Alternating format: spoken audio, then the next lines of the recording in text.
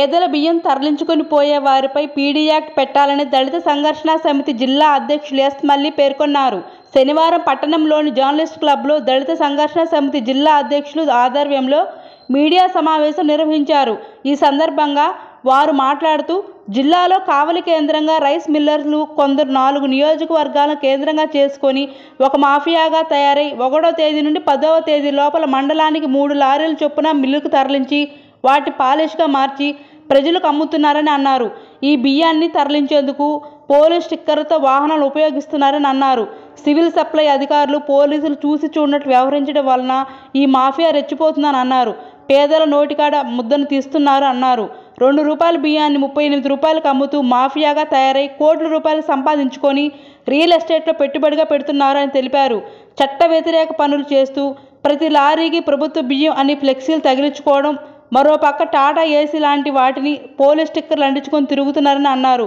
ఉప ముఖ్యమంత్రి పవన్ కళ్యాణ్ చేసే పోరాటానికి అందరూ మద్దతిచ్చి రేషన్ మాఫియాపై పీడీ యాక్ట్ పెట్టాలని డిమాండ్ చేశారు. లేకుంటే సోమవారం నుండి పోరాటం చేస్తామని ఎస్ మల్లి తెలిపారు. ఈ జర్నలిస్ట్ క్లబ్ ద్వారా మనం ప్రజలందరికీ తెలియజేసే విషయం గురించి చెప్తున్నాం.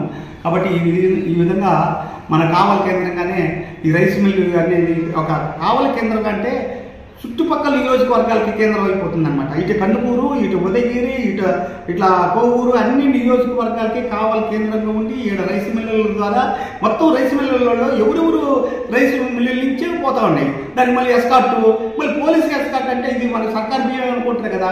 ఆ విధంగా పోలీసులు ఎస్కార్ట్ పెట్టుంటే దొంగలకి ఎస్కార్ట్ పెట్టినప్పుడు మీరు పోలీసులు ఏం చేస్తున్నారు? అట్లాంటి వాళ్ళు కదా మనం మీ పోలీసు యొక్క సింబల్ని వేరే వాడు తగ్గించుకోపోతా ఉంటే మనం ఊరుకుంటామా? దానికి చాలా పెద్ద జ్ఞానం అది. అందుకే సమాజంలో పోలీసులకే ఎందుకు ఇచ్చారంత హోదా? మీరు ఆ విధంగా చేయడం అనేది చాలా మంచిది కాదు. ప్రభుత్వ బియ్యం స్టిక్కర్లను కూడా అతికించుకోపోతా ఉన్నారు వాళ్ళు. ఈ పోలీసు బ్యానాన్ని అతికించుకోపోతున్నారు. ఈ విధంగా చేయడం వల్ల కావలి కేంద్రంగానే ఇదంతా జరుగుతోంది. పేదవాడి నోటికాడ ముద్ద తీస్తున్నారు. ఇది మాత్రం ఇదంతా కూడా తీసుకుపోయి ఈ 4-5 నియోజకవర్గాల కేంద్రంగా ఉన్నటువంటి వాళ్ళు మొత్తం ఆ విధంగా చేసేసి వాళ్ళు ఈ బియ్యాన్ని కేంద్రంగా చేసుకొని రియల్ ఎస్టేట్ వ్యాపారం కూడా చేస్తూ ఉన్నారు. కోట్ల రూపాయలు గడిస్తున్నారు. కానీ ప్రభుత్వం నాయకులు చేసి చూసినట్టు మాట్లాడుతున్నారు.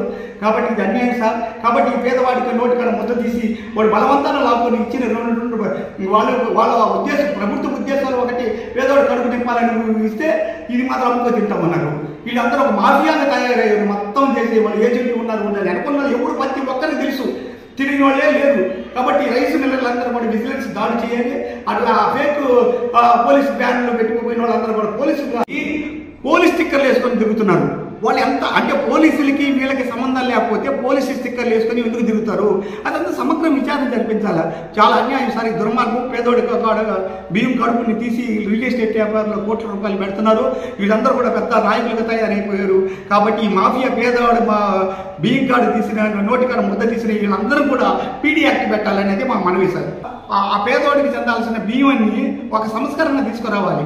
అది కరెక్ట్గా వాళ్ళకి పేదవాడికే చెందాలి. పేదవాడికి వేరే వాడికి అమ్ముకుంటే కూడా పేదవాడి మీద కూడా చట్టం ప్రయోగిస్తామని చెప్పాలి. ఆ విధంగా వాడికి భయం ఉండాలి, వీడికి భయం ఉండాలి, కొనేవాడికి భయం ఉండాలి, అమ్మేవాడికి భయం ఉండాలి. మొత్తానికి జైలు పంపించాలి. ఈ విధంగా పేదవాళ్ళ నోటికాడ ముద్ద తీసే వాళ్ళు కఠినంగా చట్టం వ్యవహరించాలని మనవి sir. Ashok the men's salons మా వద్ద అన్ని రకాల ఫేషియల్స్ మరియు బాడీ మసాజ్, హెయిర్ స్ట్రైట్నింగ్ లభించును. అశోక్ ది మెన్స్ సెలూన్స్ మా బ్రాంచ్లు opposite Venkateswara theatre, Tummalapenta road, opposite Sravanthi theatre. మన నూతన బ్రాంచ్ రూపాయి మిద్ది ఆపోజిట్ కెనరా బ్యాంక్ కావలి.